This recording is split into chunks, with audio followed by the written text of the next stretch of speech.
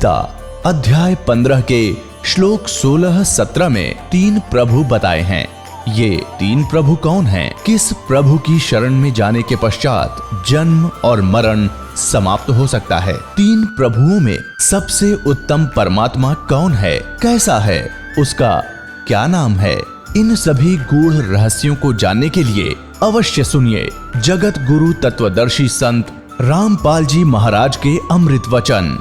सत साहिब दर्शकों, जब कोई व्यक्ति अपनी पूरी उम्र भक्ति और पूजा पाठ में व्यतीत कर देता है, लेकिन इसके बावजूद भी उसे अपने जीवन में मानसिक शांति और शारीरिक सुख की प्राप्ति नहीं हो, तो उसका भगवान के प्रति विश्वास डगमगा जाता है और वो यह सोचने पर विवश हो जाता है कि कहीं उसने शास्त्र विरुद्ध भक्ति साधना को तो नहीं अपना लिया है। दर्शकों, ऐसी ही कहानी थी हरियाणा के रहने वाले अभिजीत सिंह जी की। अभिजीत जी ने बचपन से ही हिंदू धर्म में प्रचलित भक्ति साधनाएं अपनाई और विशेष तौर पर हनुमान जी की आराधना की। लेकिन इतनी भक्ति साधनाएं करने के बाद भी इन्हें अपने जीवन में न तो कोई शारीरिक सुख की प्राप्ति हुई और न ही मानसिक शांति की प्राप्ति हुई। दर्शकों, लेकिन आज अभिजीत जी का कहना है कि जब से मैंने संत रामपाल जी महाराज की शरण ग्रहण की है, तब से मेरा जीवन पूर्ण रूप से बदल गया है। अब मैं संत रामपाल जी महाराज द्वारा बताई गई शास्त्रानुकूल भक्ति साधना को कर रहा हूं और मैंने शास्त्र विरुद्ध परंपरागत भक्ति साधनाओं को त्याग दिया है।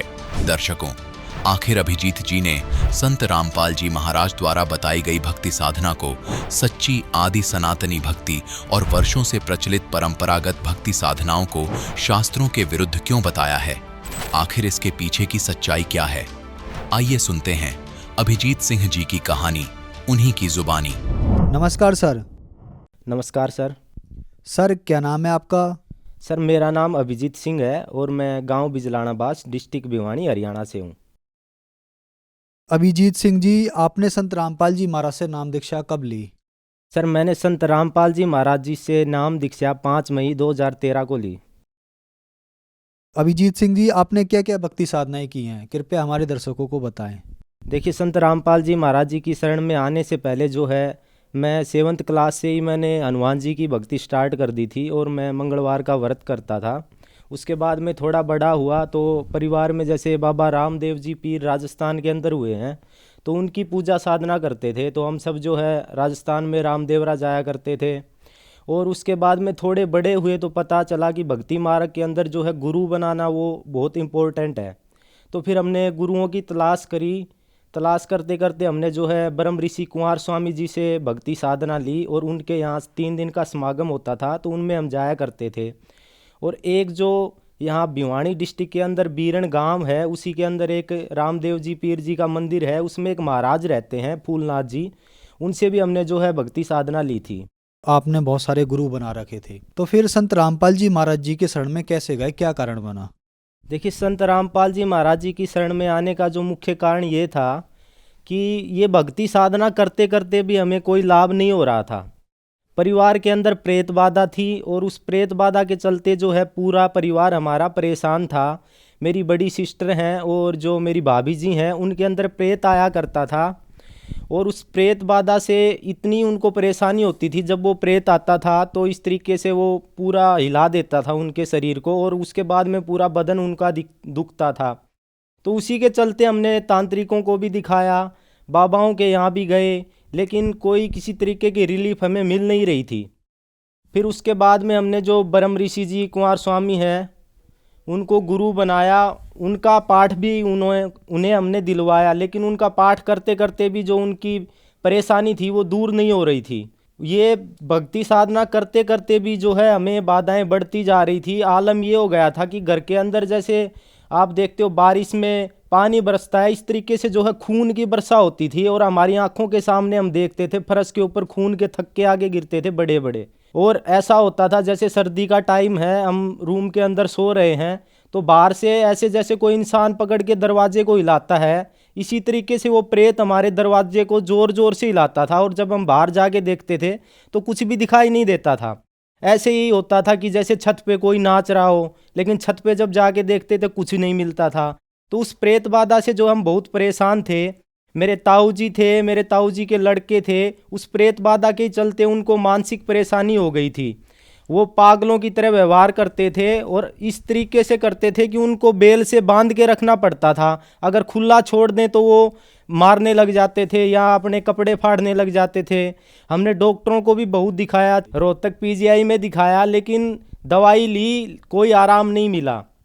तो उसके बाद में हमने कहीं से सुना था कि जो पूर्ण संत होते हैं ना, वो आशीर्वाद भी दे दें कि ये कह दें कि बेटा आपकी दुख तकलीफ दूर हो जाएंगी, तो उसी से जो है इंसान की दुख तकलीफें दूर हो जाती हैं। तो इसी खोज में हमने जो है संत महात्माओं को ढूंढना स्टार्ट करा। तो उससे पता चला, मेरे पापा जी थे जो पहले उन्होंने राधा स्वामी पंथ से नाम दीक्षा ले रखी थी, तो वहाँ पे वो जाते थे, तो हमें ये पता था कि वहाँ पे जो उनके गुरु हैं वो मिलते नहीं हैं। दूर से ही वो अपना आशीर्वाद वगैरह सत्संग वगैरह करते हैं, अपने अनुयायियों की कोई भी किसी भी तरीके की परेशानी नहीं सुनते हैं।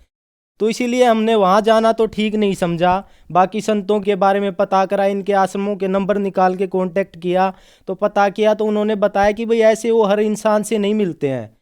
फिर उसके बाद में जो है हमें एक बारी ज्ञान गंगा बुक मिली थी कहीं से, उसके अंदर एक संत रामपाल जी महाराज जी के अनुयायी का हमने अनुभव पढ़ा था। उसमें उन्होंने बताया था कि वो कहीं से ऊपर से गिर गए थे और गिरने की वजह से उनकी रीढ़ की हड्डी में चोट लग गई थी। चोट के लगने के कारण वो उठ भी नहीं पा रहे थे।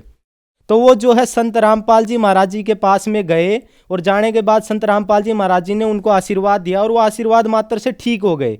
तो ये बात जो हमने ज्ञान गंगा बुक में पढ़ी थी, तो वही बात कहीं ना कहीं मेरे दिमाग में थी कि अगर संत रामपाल जी महाराज जी अपने अनुयायियों से मिलते हैं तो एक बार हम बात करके देखते हैं। फिर जो हमने टीवी चैनलों पे जैसे हम बाकी संतों के भी सत्संग सुनते थे, तो हमें पता था कि संत रामपाल जी महाराज जी का भी सत्संग आता था। कई बारी जो है हम टीवी चैनल बदलते थे तो संत रामपाल जी महाराज जी का सत्संग हमारे सामने आता था, लेकिन पहले हमने कभी सुना नहीं।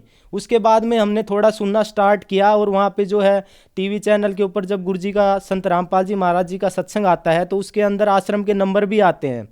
तो हमने नंबरों पे कांटेक्ट किया और पता किया कि भाई संत रामपाल जी महाराज जी हैं, वो अपने अनुयायियों से मिलते हैं क्या।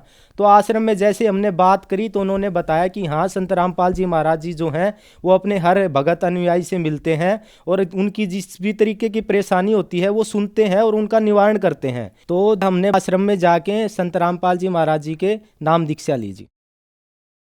सर, जैसे कि आपने बताया कि आप बहुत ज़्यादा परेशान थे, उसके लिए आप बहुत सारे मंदिरों में भी गए और गुरु भी आपने बनाए, तो क्या संत रामपाल जी महाराज से नाम दीक्षा लेने के बाद आपकी परेशानियां ठीक हुई?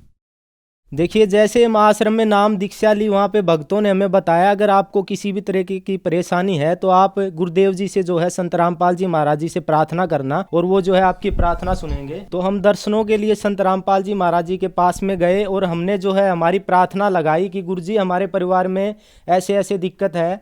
तो परमात्मा ने जो है सिर पे हाथ रखा और हाथ रख के गुरु जी ने आशीर्वाद दिया, बोले बेटा पूरे परिवार को नाम दीक्षा दिलाओ, आपकी सारी परेशानी दूर हो जाएगी। तो भगत सर, मैं जिस टाइम आश्रम में गया था उस टाइम मेरे पेट में बहुत ज़्यादा तकलीफ थी, दर्द होता था, मैं दवाई लेता था और दवाई लेने के बाद भी मेरे को किसी भी तरीके का आराम नहीं हो रहा था। जैसे ही संत रामपाल जी महाराज ने मेरे सिर पे हाथ रखा, आशीर्वाद दिया, आशीर्वाद देते ही जो है मेरे पेट में आराम हो गया और मैं उसके बाद में भंडारा करने गया। मैंने वहाँ आश्रम में जाके वहाँ पे 4-5 रोटियाँ खाई। मैं 2-3 दिन से इतना परेशान था कि मैं खाना नहीं खा पा रहा था ठीक से। सर, मेरे पेट में दर्द रहता था और उल्टी होती थी। डॉक्टरों को दिखाया था, दवाई भी ली थी, लेकिन आराम नहीं मिल रहा था। लेकिन गुरुजी के आशीर्वाद मात्र से ना उसी टाइम मेरे को रिलीफ मिल गई। फिर मेरे को ये लगा कि ये पूर्ण संत हैं, इनके आशीर्वाद मात्र से ही मेरे को इतना लाभ मिला है। उसके बाद में जो है मैं घर पे आया और घर पे आने के बाद में जो है मैंने संत रामपाल जी महाराज जी की बताई जो भक्ति साधना थी वो मैंने करनी स्टार्ट कर दी जी।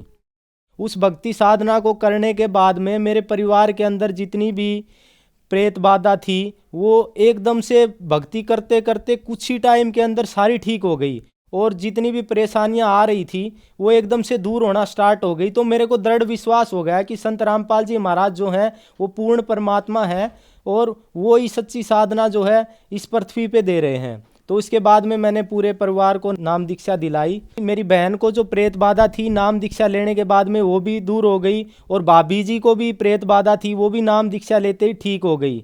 उसके बाद में मेरे ताऊ जी और मेरे ताऊ जी के लड़के हैं, उनको मानसिक जो परेशानी थी, वो पागल रहते थे, उनको बांध के रखना पड़ता था। उनको मैं आश्रम लेके गया, बरवाड़ा आश्रम, और उन्होंने जाके संत रामपाल जी महाराज जी से नाम दीक्षा ली। और नाम दीक्षा लेने के कुछ ही टाइम के अंदर जो है उनकी वो समस्या बिल्कुल पूरी तरीके से दूर हो गई। संत रामपाल जी महाराज जी की दया से आज वो बिल्कुल ठीक हैं। और अभी कुछ टाइम पहले मेरी नानी जी को जो है बुखार हो गया था। 2-3 दिन तक उन्होंने घर पे ही नॉर्मली दवाई वगैरह ली, लेकिन दवाई लेने से उनको आराम नहीं आया। उसके बाद में हमने उनको हॉस्पिटल में दिखाया। जब हम उनको हॉस्पिटल लेके गए, डॉक्टरों ने उनको टेस्ट बोले, उसमें CBC एक टेस्ट होता है जिसके अंदर ब्लड की कंप्लीट काउंटिंग आती है, तो हमने करवाया और उसके अंदर देखा तो उसके अंदर जो है WBC बढ़ी हुई थी। तो डॉक्टरों ने बताया कि इनकी WBC बढ़ी हुई है। जो चीज़ 4000 से लेके 11000 तक नॉर्मली होती है, उसकी रेंज उस टाइम पे 15000 के आसपास हो चुकी थी। तो डॉक्टरों ने बोला इसी की वजह से जो है इनको बुखार आ रही है। फिर उन्होंने बोला कि हॉस्पिटल के अंदर इनको एडमिट करना पड़ेगा। तो हमने जो है उनको हॉस्पिटल में एडमिट करवा दिया। उनको 3 दिन तक हॉस्पिटल में एडमिट रखा। उसके बाद भी जो है उनकी जो इन्फेक्शन था, WBC थी, वो बढ़ती जा रही थी और वो 30,000 तक पहुंच गई। एडमिट करवाने के बाद दोनों टाइम उनको इंजेक्शन लगते थे, दवाई दी जाती थी। दवाई देते देते इंजेक्शन लगाते लगाते उनकी WBC बढ़ती जा रही थी। उसके बाद में जो है हमने संत रामपाल जी महाराज जी से प्रार्थना लगवाई और गुरुदेव जी ने बोला कि बेटा परमात्मा दया करेंगे, आशीर्वाद है।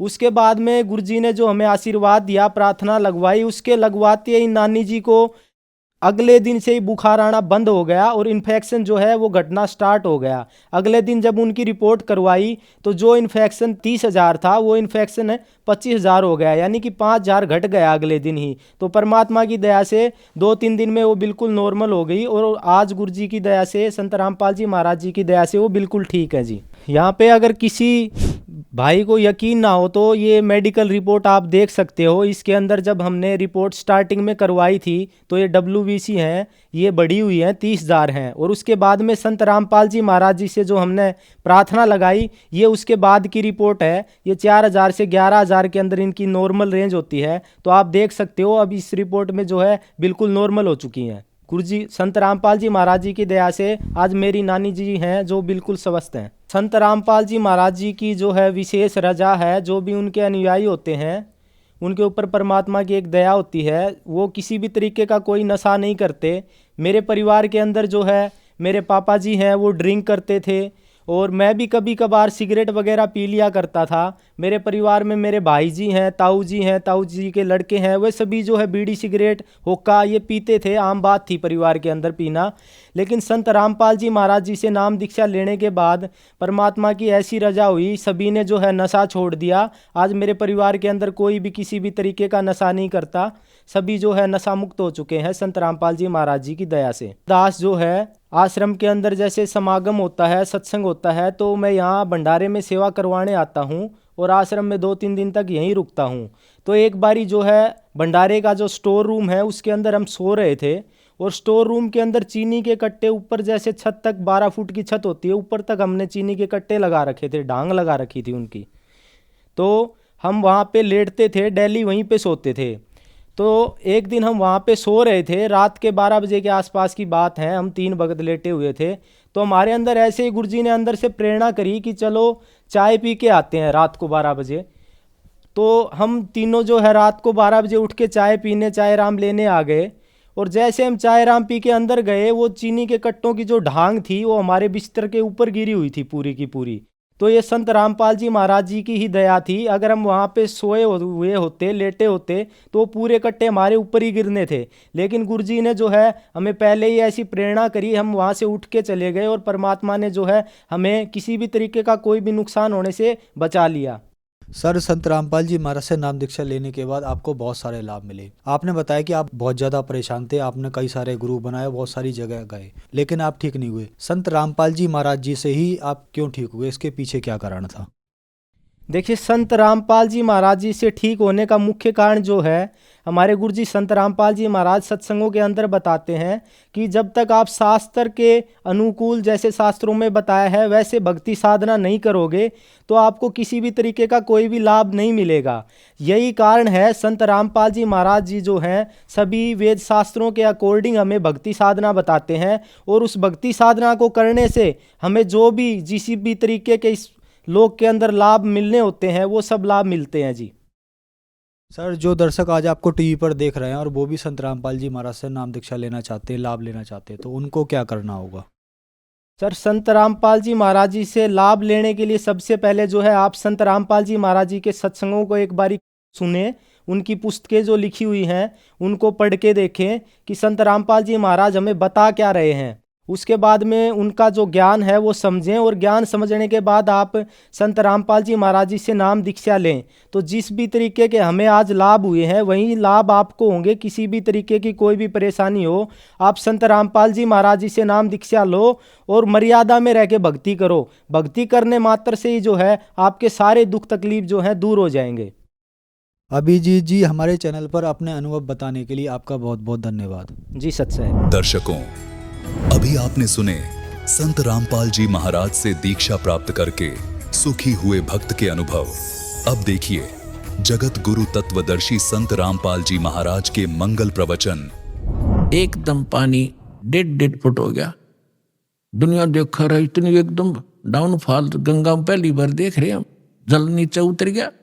तो उधर से क्या देख रहे हैं, घाट में का नर्रे बैल आने लग रहे हैं। सब देखें खड़े होकर, ये कौन आ गया?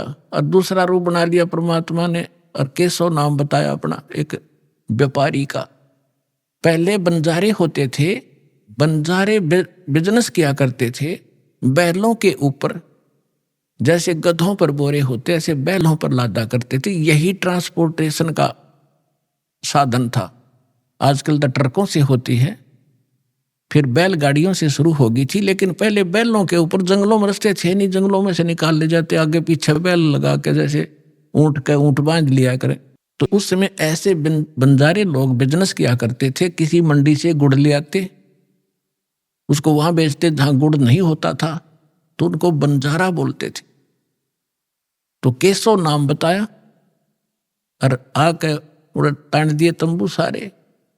उनमें गरीबदास जी ने लिखा है कि वहां लड्डू और जलेबियों की नौके पूरा ढेर का ढेर पड़ा।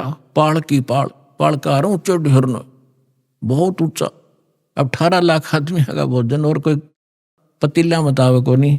तंबू बिछा के बढ़िया कपड़े नीचे, और सुंदर तंबू टेंट सुंदर ऐसे चमकीले, धूल भी ना लग गया उनके। कर दिया भंडारा शुरू। उधर से सिकंदर लोधी के पास भी चिट्ठी भेज दी। अगी उसने भगवान मान्य था, आ जाएगा देख लेगा, यू भाग्य पाओगा यहाँ से। सिकंदर लोधी शेख तकी के साथ वहां आ गया। वहां देखा तो जय जयकार हो रही, भंडारा शुरू हो गया। अब शेख तकी की तमाशी मर गई, पेट पकड़ के बैठ गया। उतने सोच कहा था कि आज पता लग जाए सिकंदर लोधी ने, इसने अल्लाह कहा करता यू। और जब देखा कि ये भंडारा कौन कर रहा, किसी से पूछा तो पता लगा कि यहाँ केशव नाम का व्यक्ति बैठा है। न्यू कहे मैं उसका पगड़ी बदल यार हूं, कबीर जी का पगड़ी बदल मित्र हूं। और ये राजा ने जो पूछा कि आप कौन हो, कि केशव नाम है मेरा। कबीर साहब आपका क्या लगते हैं? कि मेरा मित्र है वो, पगड़ी बदल यार हूं मैं उसका। मेरे पास भी एक चिट्ठी गई थी उनकी कि कुछ छोटा सा भंडारा करना है, कोई सामान लेते आइएगा मित्र। अब वो शेख तकी ने कह रहा इसने छोटा भंडारा कहे, ये तो बेगन है वह। फिर तो वहीं बैठ गया। फिर सिकंदर लोधी ने तो दर्शन करने थे अपने परमपिता के। तो उससे पूछा कि भगवान कहाँ है, कबीर साहब कहाँ है? केशव से पूछा। केशव ने कहा उनका दास जो बैठा है, उनको क्या आवश्यकता आने की, मौज है, आएंगे जब आ जाएंगे, मर्जी के मालिक है वो। तो सिकंदर लोधी ने सोचा भाई इतनी दूर आया हूं, पहले दर्शन करूं। उनकी झोंपड़ी पता करके वहां पहुंचे। साथ में अंगरक्षक हाथी पर बैठ कर गए। तो जाके नीचे उतर के सिकंदर लोधी ने तो दरवाजा खटखटाया। रविदास जी कहने लगे महाराज जी तो आगे दिखे, वो आगे दिखे, वहां से चलकर ढूंढ ली चौपड़ी अपनी। कबीर साहब बोले बोला मत, पिटन दे कवाड़े ने। तब सिकंदर लोधी ने कहा कि हे भगवान, हे अल्लाह के रूप, दरवाजा खोलो। परमात्मा बोले, वो तो जाने से पता था। फिर ने कहा कि मैं, परमात्मा ने बोला कौन है भाई तू? कि मैं आपका दास हूं, सिकंदर दिल्ली से आया, एक बार दरवाजा खोलो परवरदिगार। परमात्मा बोले नहीं राजन, मैं तो बस इंतजार कर रहा हूं कि कब दिन सूर्य अस्त हो, अपने परिवार ने लेकर भागूंगा यहां से, ये मुझे जीने नहीं दे रहे। अब सिकंदर लोधी ने कहा कि हे परमात्मा, यदि मैं आपसे परिचित ना होता तो आप मुझे भी आज बहका देते। मैं अब आपकी बहकाई में नहीं आ सकता, मैं आपको पहचान चुका हूं, आप अल्लाह अकबर हैं। दास को दर्शन दे दो बस एक बार, दरवाजा खोल।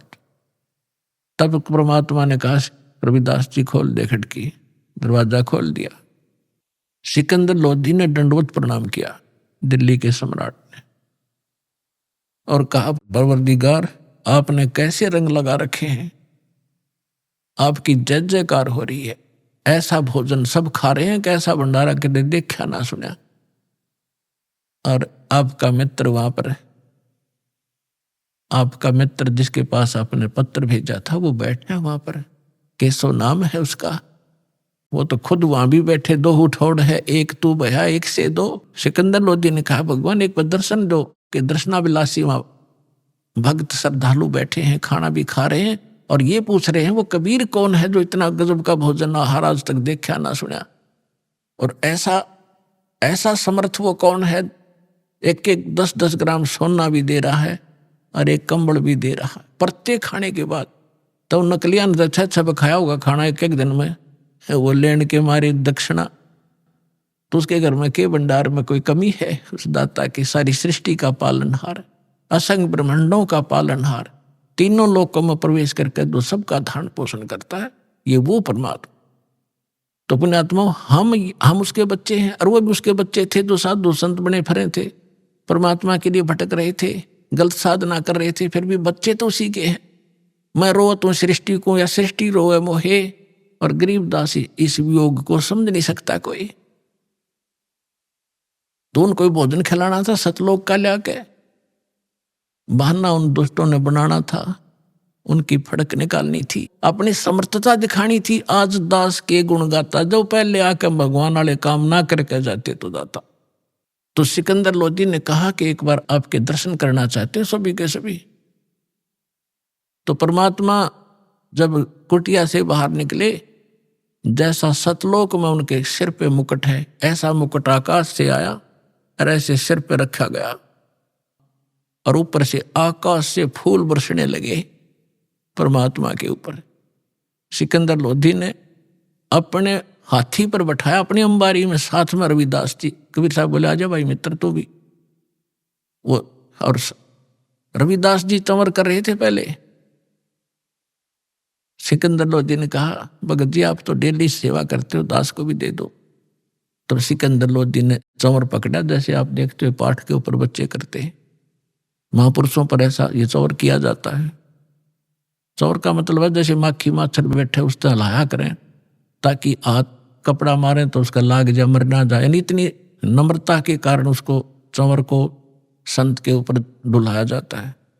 तो सिकंदर लोधी ने चंवर ले लिया, हाथी पर बैठ कर चल रहे, चारों गेट खोल दिए उस अलमारी के, जो हाथी के ऊपर एक कमरा सा बनाया करते थे।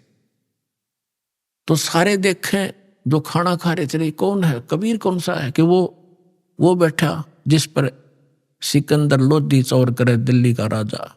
काशी की बात है ये, कि यू है वो कबीर, ये है वो कबीर, सेठ कबीर। वो सेठा दिखा जो सुंदर मन और पैर रहे ऊपर, सेठ तो वह है ही, कंगाल तो सारा संसार है उसके सामने। तो जब वहां जाकर उतर के हाथी परते, सारे मेले में घूम कर जय जयकार हो रही, जय हो कबीर की, जय हो कबीर जी की। वाह भाई सेठ बड़े मोहन भोजन कराए, बड़े ठाट हुए, ऐसा सब जय जयकार करे, जो रोटी खा हुए गुण गावे। फिर केशव बैठा था जिस टेंट में, वहां से एक सेवादार गया और करबद्ध होकर कहा कि महाराज, आपको आपका मित्र याद कर रहा है, केशव। तो सिकंदर लोधी, रविदास जी और परमात्मा उतर के हाथी से नीचे चल पड़े। जब उस टेंट में गए, टेंट को केवल सीलिंग छोड़ दी, ऊपर कर दिया उसको ऐसे। और क्या नीचे एकदम सामने देखते देखते एक सुंदर मनोहर पलंग आया, उसके ऊपर इतने सुंदर गद्दे बिछ गए, इतने बढ़िया, उसके ऊपर एक चद्दर बिछ गई जिसके हीरे मोती लाल जड़े हुए थे। उस पर बैठ के भगवान बीच में जच गए। इत सामने दूसरे रूप में केशव बैठा है और एक रूप में मालिक कबीर रूप में बैठे। राजा और सब प्रजा नीचे बैठ कर सत्संग सुन रही है। कहते हैं परमात्मा ने 24 घंटे तक सत्संग सुनाया उन प्यारी आत्माओं को। अब देखो, वो भटक रही थी, साधु संत बन रहे थे, और कारण के बनाया, और 3 दिन का सत्संग परमात्मा ने ढूंढा ठाया। लाखों वो भक्त जो डले ढो रहे थे परमात्मा के शिष्य हुए, और वो फिट्टे मुंह हुए जो बकवाद करें थे। बोलो सतगुरुदेव।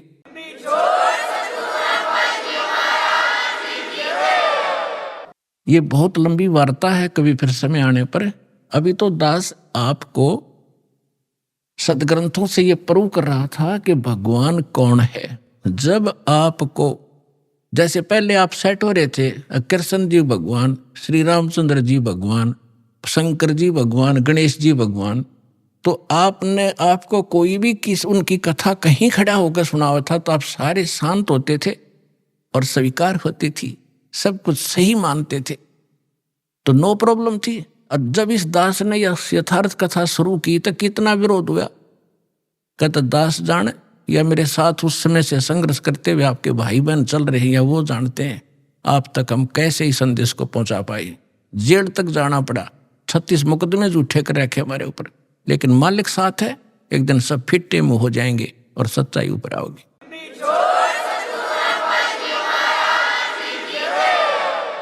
तो एक बार आपके हृदय में जब ये पक्की हो जाएगी पूरे विश्व के कबीर इजगोट, फिर ये कथा सुनाया करूंगा और वो अमृतवाणी सुनाया करूंगा जो हृदय में जाकर लगेगी प्रत्येक प्राणी के। अभी इतना समय नहीं मिलता क्योंकि इसमें बहुत प्रकार के पॉइंट भी बताने पड़ते हैं, फाउल पॉइंट भी बताने पड़ते हैं, और पहली कक्षा का बालक भी पहले दिन आता उस वाला भी सत्संग साथ सुनाना पड़ता है। तो जिस करके ये थोड़ा सा समय कम मिलता है। फिर क्या होता है, शेख तकी कहते हैं नीच आत्मा तो नीचे भाषा रखता है। अब कई बार क्या कहते हैं, जो घना निकम्मा आदमी होता है वो किसी की बड़ाई नहीं कर सकता, नीच व्यक्ति बुराई तो कर सकता है। एक तो होता है यज्ञ जोनार, यज्ञ करते हैं जो बड़ी खुशी में, किसी का लड़का हो गया घने वर्षों के बाद, उसके कहते हैं यज्ञ करी उसने जग, और भाई दिल खोल का पैसा लाया उसके दादा ने, इतना घी और जलेबी और लड्डू सारे, उसको कहते हैं खुशी में की हुई जगजोनार। और एक होता महोत्साह। महोत्साह वो होता है जैसे किसी ने बता दिया कि तुम्हारे पिता का मर गया, दादा या पिता, उसका तुम ऐसा करना पड़ेगा, इतने कपड़े और इतने पंडित जमाने पड़ेंगे, तो उसमें वो दुखी से होकर फॉर्मेलिटी से कराया करें।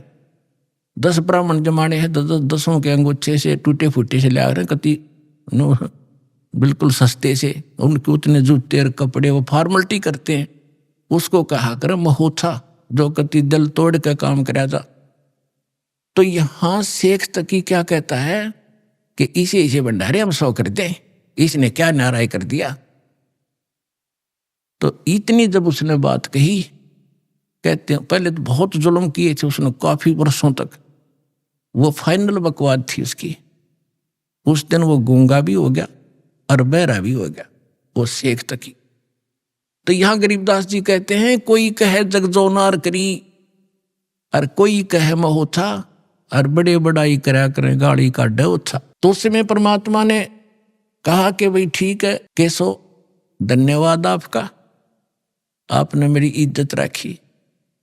केशव कहते हैं, हे भगवान शर्मिंदा ना करो, आप तो सारी सृष्टि के पालनहार हो।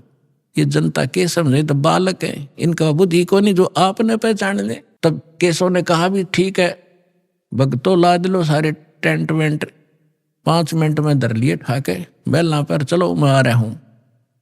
जब वापस गंगा से निकलने लगी, वह गंगा फिर इतना ही पानी हो गया 1.5 फुट, और सारे बैल और बंजारे जब निकल गए जो वहां से आए हुए थे, 9 लाख बैल और इतने बंजारे सतलोक के भगता रहे थे अंश। तो गरीबदास जी ने कहा कि वो बैल जब चलने थे ना पृथ्वी पर, और वो बंजारे 1 फुट पृथ्वी से ऊपर रहे थे उनके कदम, या उनका समझ में नहीं आई ये न्यू के ऊपर चल रहे हैं। इतनी बुद्धि वो तो खान खान पे लाग रहे थे, उन्हें क्या जरूरत थी कि देखने की कौन के ऊपर चल रहा है। तो उसी समय बैल पार हो गए गंगा। सिकंदर लोधी ने कहा कि जाओ केशव, आपका काफिला जा चुका है। दूर जा लिया होगा, न्यू खड़े होकर देखा पटरी पर चढ़ के, वहां कोई परले पार कोई बैल नहीं, कोई बंजारा नहीं। तो सब असमंजस में हो गया सिकंदर लोधी कि कहाँ गए वो सारे, तो 9 लाख बैल कोई नूता नहीं कि थे कूण में वर्ष के आड़ में छप जाएंगे, वो तो पूरे कई किलोमीटर तक दिखाई देने थे। इतना सोच ही रहा था तो कबीर साहब कहने लगे चले गए जहां से आए थे। उधर से वो केशव उनके सामने दूसरा रूप परमात्मा के अंदर समा गया, एक कबीर साहब रह गए। बोलो सतगुरुदेव।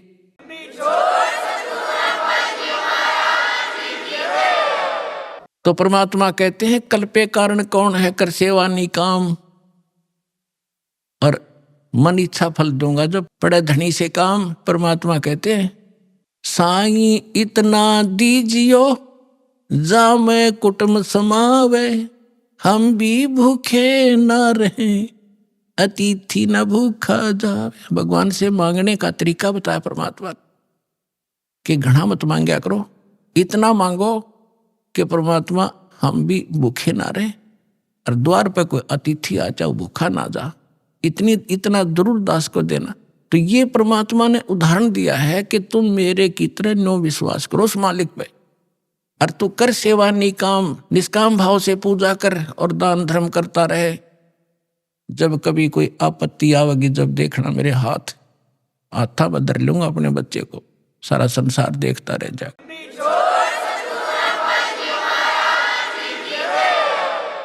परम पिता परमात्मा पूर्ण ब्रह्म सर्व सृष्टि रचनहार कबीर देव कबीर साहेब कबीर परमेश्वर जी की असीम रजा से आप सभी पुण्यात्माएं परमात्मा की महिमा श्रवण करने के लिए उपस्थित हुए। जिस प्राणी के युगों युगों के शुभ संस्कार एकत्रित हो जाते हैं उनको मानव शरीर प्राप्त होता है। उससे भी शुभ संस्कारी वो हंस आत्माएं हैं जिनको सतगुरु मिलते हैं, सत्संग श्रवण करने का अवसर प्राप्त होता है। पुण्यात्माओं, आज तक हमें परमात्मा की ABC का भी ज्ञान नहीं था।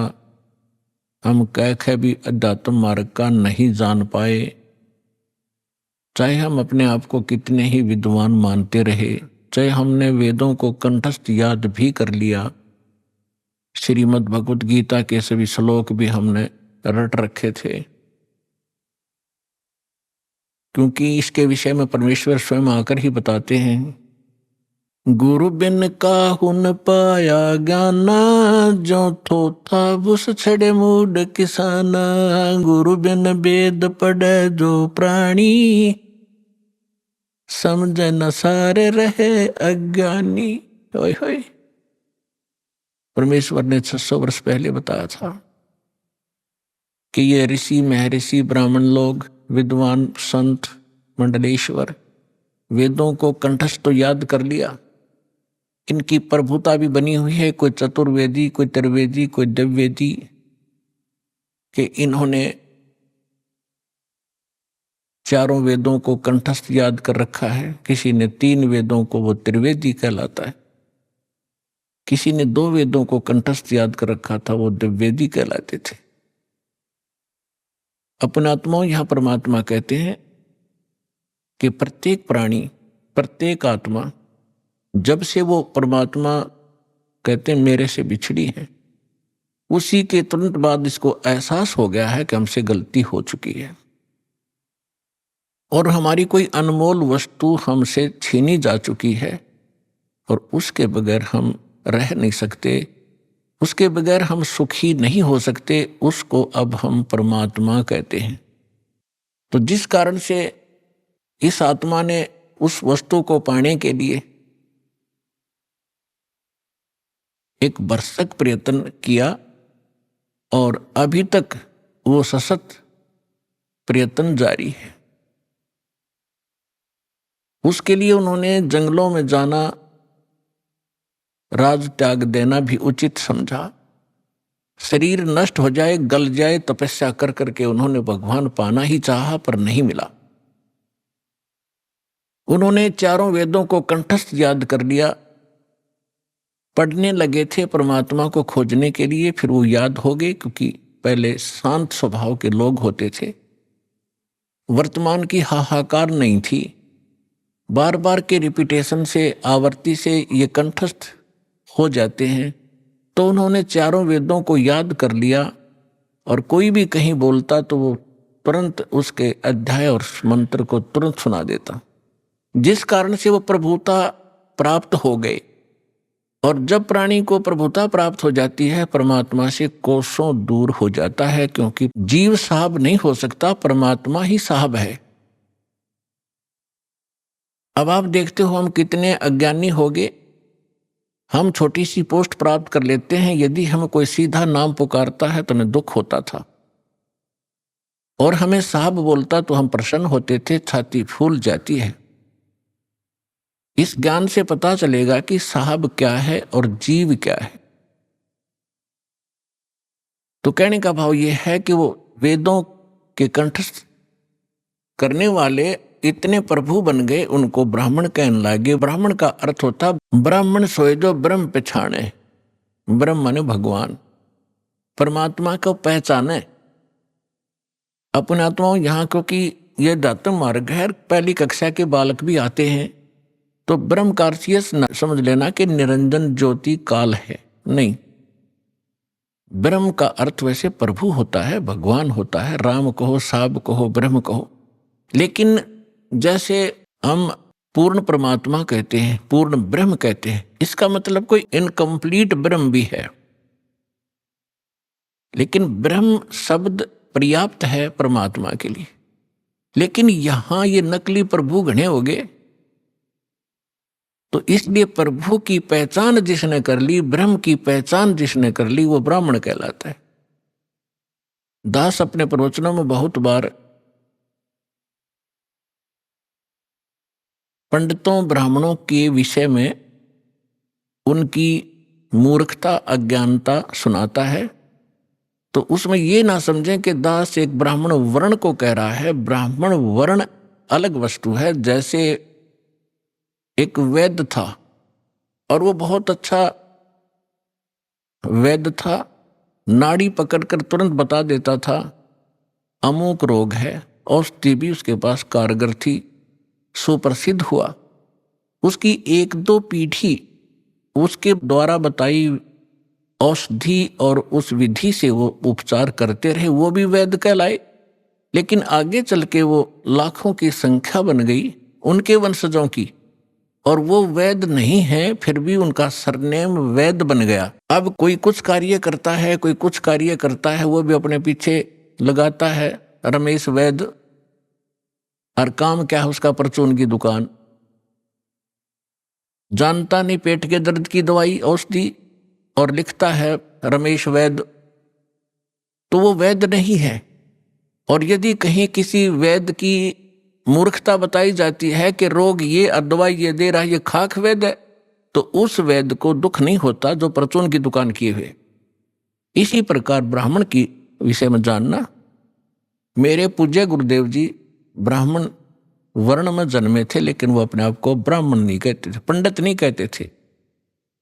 पंडित ब्राह्मण की दूसरा पर्यायवाची पंडित भी कहलाता है। पंडित का भी यही अर्थ होता है। वो ब्राह्मण नहीं कहलाते थे जो हमने अपने परंपरागत समझ लिया है। हम किसको ब्राह्मण मानते हैं? जो श्राद्ध निकलवाता हो, पत्रे बाँच कर सुना दे, तेरा भी आपत्ति आनी है, ये ऐसे शब्द कर दे, ऐसे वैसे कर दे, ये ब्राह्मण कहलाते। लेकिन यदि हम पंडित की परिभाषा समझना चाहें तो हमारे पूज्य गुरुदेव जी ब्राह्मण होते हुए अपने आप को ब्राह्मण नहीं कहते थे, वो संत कहलाते थे कि हमने पंडिताई कभी की नहीं, हम ब्राह्मण नहीं हैं। और मेरे दादा गुरु जी छावला गांव दिल्ली के अंदर, दिल्ली स्टेट में एक छावला गांव है नजफगढ़ के पास, वहां के वो जाट थे। और बचपन से ही वो हमारे जो चौथे दादा गुरु जी थे उनके संपर्क में आ गए। उन्होंने उसको काशी विद्यापीठ में पढ़ाया, अपने पास ही रखा, तो वो 4 विषय के आचार्य बन गए उस विद्या को पढ़कर। लेकिन उन्होंने पंडिताई की नहीं, फिर भी वो पंडित चिदानंद नाम से जाने जाते थे। और उनका आश्रम बना हुआ है जिला सोनीपत हरियाणा, तहसील खरखोदा के पास एक गोपालपुर गांव है छोटा सा, उसमें उनका आश्रम बना हुआ है। दास उसको बहुत बार देख कर आया है, उस पर लिखा है पंडित चिदानंद आश्रम, जबकि वो वर्ण में जाट थे। तो हमने सबसे पहले ये देखना है कि यहाँ इन चीजों का हमने इनसे ऊपर उठना है, जातिवाद से। हमारी क्या जाति है? जीव हमारी जाति है, और मानव धर्म हमारा हिंदू मुस्लिम सिख ईसाई, कोई धर्म नहीं है न्यारा। जब हम परमात्मा के इस अध्यात्म ज्ञान से परिचित होंगे, फिर हमने कोई भी दूसरा सा नहीं दिखेगा, ना कोई मुसलमान दिखाई देगा, ना कोई ईसाई दिखेगा, ना हमें कोई हिंदू दिखेगा, ना कोई सिख दिखाई देगा। हम एक पिता की संतान हैं, हम परमात्मा के लिए ही विभाजित हुए हैं, परमात्मा के लिए अब हम एक होंगे, क्योंकि हमें ज्ञान हो जाएगा। हम रूढ़िवादी नहीं रह सकते, क्योंकि परमात्मा ने शिक्षा इसीलिए आपको दी है। अब हम अपने प्रसंग पर आते हैं। गुरु बिन काहू न पाया ज्ञाना, जो थोथा भूस छड़े मुहुड किसाना। गुरु बिन वेद पढ़े जो प्राणी, समझन सारे रहे अज्ञानी। अब तो कहते हैं प्रत्यक्ष को प्रमाण की आवश्यकता नहीं पड़ती, क्योंकि दास ने परमेश्वर कबीर जी के द्वारा दी गई उस बुद्धि से, दास एक जीव बुद्धि है, और जब परमात्मा रजा बख्शते हैं, यही जीव परमात्मा वाले ही ज्ञान को आगे चला सकता है, सुना सकता है और उसको समझ सकता है। तो उस परमात्मा की कृपा से आपके समक्ष ये तो हो ही चुका है कि यथार्थ ज्ञान क्या है, अध्यात्म मार्ग कैसा है, और ये भी आप खूब समझते हैं कि आज तक इस हमारे सदग्रंथों को हमारे ही ऋषि महर्षि गुरु ब्राह्मण आचार्य शंकराचार्य इस सिलेबस से परिचित नहीं थे, तो खाक टीचर थे वो। जीवन अपना नाश कराया, हमारे पूर्वजों का भट्ठा बैठा दिया, भूत बनवा दिए, फिर उनके श्राद्ध निकलवाने शुरू कर दिए। तो इस तरह की भ्रमणा अज्ञानता से फैलती है। तो आज तक हमारे जितने भी ऋषि महर्षि हुए हैं, इवन ब्रह्मा विष्णु महेश, इनको कोई अध्यात्म ज्ञान नहीं था। पुण्यात्माओं, परमात्मा ने 600 वर्ष पहले कहा था ये ज्ञान, लेकिन उस समय हम शिक्षित नहीं थे। हमारे धर्मगुरु केवल संस्कृत भाषा पढ़ा करते थे और सदग्रंथ भी संस्कृत भाषा में थे, जिस कारण से हम अपने भगवान को ना पहचान सके, ना अध्यात्म ज्ञान को जान सके। और इन अज्ञानी ऋषि महर्षि आचार्यों शंकराचार्यों ने परमात्मा का विरोध करके जनता को भ्रमित किया कि अशिक्षित जुलाहा धानक, ये नीच जाति का, ये क्या जाने सदग्रंथों के विषय में, क्योंकि ये संस्कृत नहीं जानता। तो उस समय नकलियों की दाल खूब गल गई। लेकिन मालिक तो मालिक ही होता है, सहनशील भी होता है। वो जो उद्देश्य लेकर चलते हैं वो बीच में भड़बड़ाते नहीं। उसी समय धर्मदास नाम के एक महापुरुष परमात्मा की शरण में आए थे, जो हिंदू धर्म में जन्मे थे और ये इन्हीं भगवानों की पूजा किया करते थे, जिसके विषय में परमात्मा कबीर जी कहा करते थे, तीन देव की जो करते भक्ति उनकी कदे ना होवे मुक्ति। 600 वर्ष पहले चौराहे पर खड़ा होकर कहा करते परमात्मा, जहां ये ब्राह्मण कथा कर रहे होते थे तो उस समय परमात्मा के ऊपर बहुत मार पड़ा करती थी, पीटा करते थे, घसीटा करते थे। लेकिन परमात्मा सत्य है, उसके वचन सत्य है, उसका अस्तित्व सत्य है, वो झूठ ना कह सकता और ना ही वो झूठ होता है। तो तब धर्मदास नाम के एक महापुरुष बड़े विचलित हुए। अब जो प्रसंग चल रहा है हम उसी पर आते हैं। इस ज्ञान को बताने के लिए परमात्मा स्वयं आते हैं। परमात्मा की पहचान करने के लिए हमारे सद्ग्रंथ पर्याप्त हैं, जिनको आज तक हम शिरोधार्य माना करते थे। पवित्र चारों वेद, ऋग्वेद, यजुर्वेद, अथर्ववेद और सामवेद, इन चारों वेदों को हम सत्य मानते हैं, पूरा विश्व सत्य मानता है। विशेषकर हिंदू धर्म के नाम ये लिख दिए गए हैं कि हिंदुओं के ग्रंथ हैं, तो हिंदू तो इसको सत्य मानते ही मानते हैं। दूसरे श्रीमद् भगवत गीता, वेदों से भी प्रथम स्थान आज श्रीमद् भगवत गीता जी का है, क्योंकि ये एक छोटा ग्रंथ है और चारों वेदों का निष्कर्ष है। और उसके बाद 18 पुराण। अब लगभग 2500-3000 हजार वर्ष से जो हमारे धर्मगुरु रहे हैं, उन्होंने केवल पुराणों को ही महत्व दिया और साथ में श्रीमद् भगवत गीता को भी उन्होंने समांतर सम्मान दिया है और इन्हीं के पठन पाठन से मोक्ष बताया है। और उन्होंने ये भी कहा है कि हम जो ज्ञान दे रहे हैं इन्हीं ग्रंथों के आधार से दे रहे हैं। तो पुण्यात्माओं, परमात्मा को पहचानना पड़ेगा।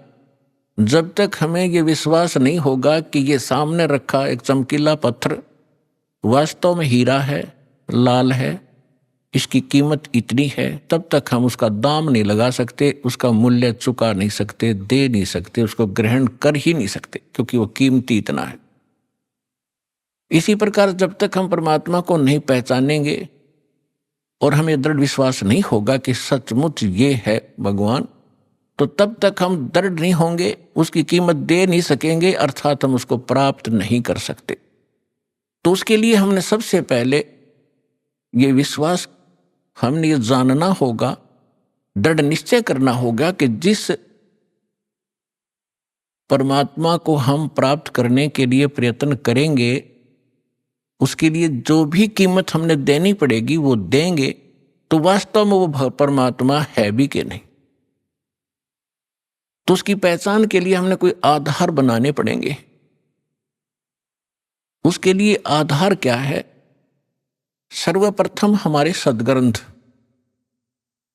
वैसे तो सर्वप्रथम हम मानते हैं प्रत्यक्ष दृष्टा को, लेकिन फिर भी हम अपने उस थ्योरी को हम नकारा नहीं कर सकते, जिसको आज तक श्रोधार्य मानते रहे और सत्य मानते रहे।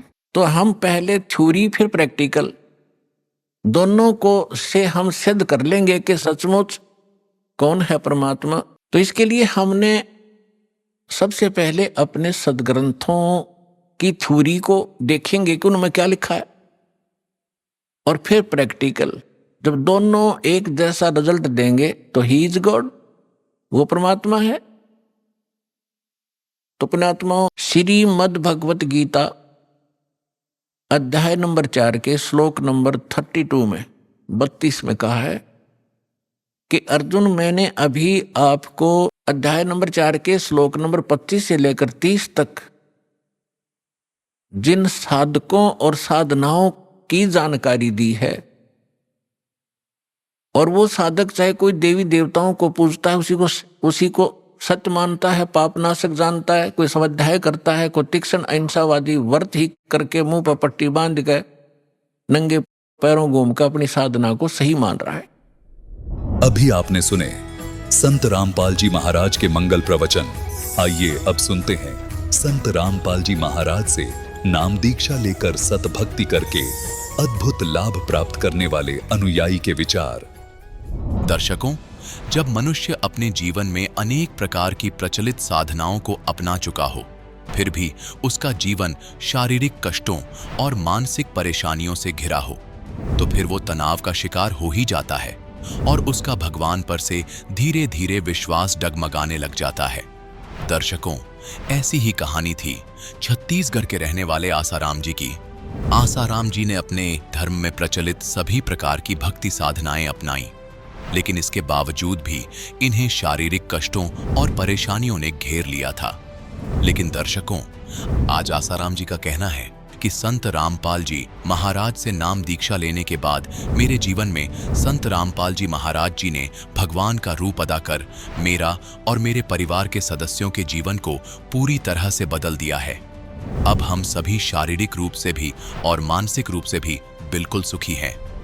दर्शकों, आखिर संत रामपाल जी महाराज ने आसाराम जी को ऐसी कौन सी भक्ति साधना दे दी जो आज यह उनका इतना गुणगान कर रहे हैं? आखिर आसाराम जी संत रामपाल जी महाराज को भगवान क्यों बता रहे हैं? आखिर इसके पीछे की सच्चाई क्या है? आइए सुनते हैं आसाराम जी की कहानी, उन्हीं की जुबानी। नमस्कार सर। नमस्कार सर। सर क्या नाम है आपका? मेरा नाम आसाराम दास, ग्राम आलीवारा, पोस्ट गेंदाटोला, तहसील सूर्या, जिला राजनांदगांव, छत्तीसगढ़ राज्य का हूँ सर। आसाराम जी, संत रामपाल जी महाराज से नाम दीक्षा आपने कब ली? मैं संत रामपाल जी महाराज से 6 अक्टूबर 2017 को नाम दीक्षा ली सर जी। संत रामपाल जी महाराज से नाम दीक्षा लेने से पहले क्या आप कुछ भक्ति साधनाएं भी करते थे? मैं उसके पहले कोई भी प्रकार का देवी देवता का भक्ति नहीं करता था भगत जी, क्योंकि उस देवी देवताओं ऊपर मुझे कोई भी प्रकार का विश्वास नहीं होता था। इसलिए नहीं करता था विश्वास कि हमारे कई भी प्रकार की जो समस्या आती थी, उस समस्या कोई भी देवी देवता के नाम लेते थे भी उसके बाद भी मतलब हल नहीं होता था। इसी कारण सर जी मैं कोई भक्ति नहीं करता था। सर जैसा कि आपने बताया कि आप कोई प्रकार की भक्ति साधना नहीं करते थे। जी सर, जी सर। इसका मतलब आप नास्तिक थे? जी सर जी, इसलिए मैं भक्ति नहीं करता था तो नास्तिक था सर। तो फिर आप संत रामपाल जी महाराज की शरण में कैसे आए? सर जी मैं संत रामपाल जी महाराज जी की शरण में इसलिए आया सर जी कि मुझ पर समस्या से समस्या बहुत सारा आए और उस समस्या का निदान कहीं भी नहीं हो रहा था सर जी। तो मैं आज हमारे आसपास जो भगत भाई थे, संत रामपाल जी महाराज से नाम दीक्षा लिए हुए थे, उसने मुझे बहुत बार बताता था कि भाई साहब इसमें नाम दीक्षा ले लो संत रामपाल जी महाराज से, आपका सारी जो भी प्रकार के समस्या है या जो भी कर्जा है, जो भी गाड़ी वगैरह प्रॉब्लम होता है, सारी सर जी उसमें नाम दीक्षा लेने के बाद आपका समस्या हो जाएगा करके मुझे सब भगत भाई लोग बताते थे सर जी मुझे। तो मैं उसके बाद भी विश्वास नहीं करता था संत रामपाल जी महाराज ऊपर। फिर इतना ज़्यादा कर्जा हो गया, मैं 2011 में जेसीबी खरीदा सर जी और 2016 तक के उस जेसीबी को चलाया सर जी। तो चला के मैं 32 लाख उसका किस्त भी पटा के गाड़ी को मैं 10.5 लाख में बेचा सर जी। उसके बाद भी 10.5 लाख बेचने के बाद मुझे कर्ज उसमें आधा नहीं हो पाया। उसके बाद कम से कम मुझ पर 14 से 15 लाख रुपए कर्जा और बच गया सर जी। तो उसके बाद मुझे जीने के लिए कहीं भी प्रकार के जगह और नहीं मिल रहा था सर जी। आत्महत्या के मतलब स्थिति में था सर जी। और उस स्थिति को देखते हुए मैं उस टेंशन में बहुत सारा नशा पान करता था सर जी। और उस नशा पान के चलते हमारे घर परिवार में सारी समस्याएं और परेशानी इतना ज़्यादा थे कि मुझ ऊपर घर फैमिली में जो भी है कोई विश्वास नहीं करता था कि ये जिएगा कैसे और ये परिवार को पालेगा कैसे। ऐसे करके हमारे परिवार में माता पिता भाई बंधु सभी मेरे ऊपर कोई सहायता और विश्वास नहीं करते थे सर जी। इस कारण एक रोज़ ऐसा हुआ कि मैं इतना ज़्यादा शराब पी के आया घर में 10-11 बजे रात में, जो रेंगने के लायक नहीं था सर जी। तो मेरे लड़का ने 2-3 साल का था सर जी, उसने रात भर उसने मेरे स्थिति को देखते हुए, मैं तो नशा में सो गया सर जी, लेकिन मेरे बच्चा मेरे पापा कैसा कर रहे हैं मम्मी, तो अगर मेरे पापा मर जाने पर मैं किसको पापा बोलूँगा मम्मी करके। इतना रात भर उन लोग मेरे परिवार रोना शुरू कर दिया सर जी। और मैं तो नशे के हालत में था, मैं सो गया सर जी। तो सुबेरे उसके बाद ऐसा समस्या खड़े हो कि मैं खाट से उठने के लायक नहीं था सर जी। तो मेरे यहाँ जो श्रीमती है, जो हमारे आस पड़ोस के जो भगत जी है हमारे, उनको फ़ोन किया, भांचा आज तोर भांचा ला बचा ले भांचा, तोर मामल बचा ले भांचा करके इतना रो रो के फ़ोन लगाए मेरे यहाँ श्रीमती ने। और उसने आए और बोले कि मामा जी आप नाम दीक्षा ले लो, जितना भी प्रकार के आपका कर्ज है और जितना भी प्रकार का बीमारी भी होगा और जितना भी सारी समस्याएं नाम दीक्षा लेने के बाद हल हो जाएगा करके मुझे बोला सर जी। तो उसके बाद मैं 2-4 दिन भगत लोगों से मैं समय मांगा सर जी, और उसके बाद मैं संत रामपाल जी महाराज जी के शरण में आके 6 अक्टूबर 2017 को नाम दीक्षा लिया सर जी। सर जैसे कि आपने बताया कि आप 14-15 लाख रुपए के कर्जे में थे, आपने आत्महत्या करने की भी सोच रखी थी, तो फिर आपने संत रामपाल जी महाराज से नाम दीक्षा ली। तो नाम दीक्षा लेने के बाद क्या आपकी परेशानियां दूर हुई? मुझे इतना टेंशन आता था, इतना टेंशन आता था, 24 घंटा शराब के याद आता था, गुटखा का याद आता था सर। तो मैं भगत जी ने मुझे नाम दीक्षा लेवाया। सूर्य गांव आश्रम है हमारा छत्तीसगढ़ राजनांदगांव का, वहाँ लेके तुरंत जैसे नाम दीक्षा लेवाया और तुरंत घर आते तक के सर जी सारी मेरा जो ब्रेन में जो इतना टेंशन और जो टेम्परेचर हीट होता था जैसे कि हार्ट अटैक होता है ऐसे टाइप से, तो वो तुरंत घर आते तक के सर जी पूरा शांत हो गया मेरा टेंशन। ना उसके बाद गुटखा का याद आया, ना शराब का याद आया सर जी। आज तक उस संत रामपाल जी महाराज जी मैं कोटि कोटि धन्यवाद प्रणाम करता हूँ सर जी। और आज उस मालिक के दया से आज इतना सुख शांति से हूँ सर जी। और उस मेरा समस्या को देखते हुए सर जी मेरे श्रीमती, मेरे यहाँ लड़का और मेरे 2 लड़की, उन लोग भी 9 जून 2019 में पूरा उन लोग भी मेरे साथ नाम दीक्षा लेके आज सर जी आज हम लोग संत रामपाल जी महाराज जी से आज भक्ति मर्यादा पूर्वक कर रहे हैं सर जी। और किराए में रहकर आज हम जीवनयापन और कर्जा अदा कम से कम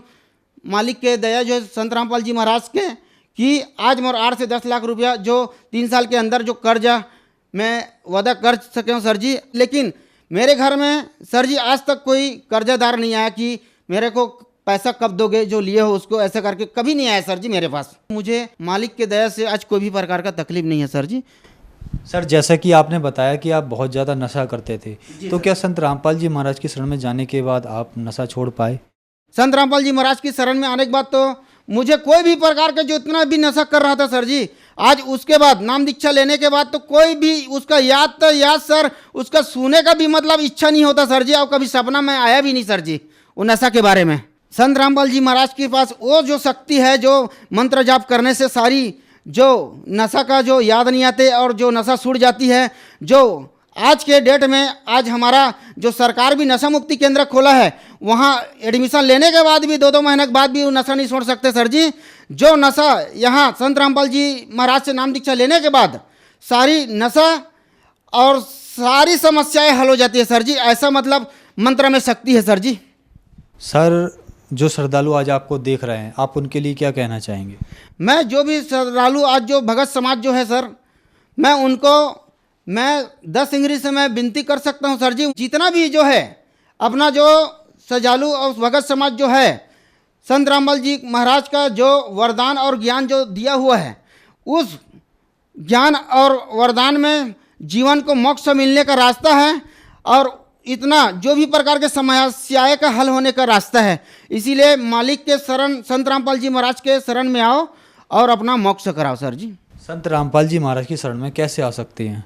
संत रामपाल जी महाराज के शरण में जो टीवी चैनल जो चलती है, जिसमें पीला पट्टी चलती है, उस पीला पट्टी के में नंबर लिखा रहती है, आश्रम का है, वहाँ से जो नंबर में फ़ोन लगाकर उस अपने नज़दीकी नामदान केंद्र है, कहीं भी हो, छत्तीसगढ़ हो या कहीं भी राज्य हो, वहाँ नज़दीकी केंद्र में जाके नामदान ले सकता है सर जी। धन्यवाद सर। धन्यवाद सर।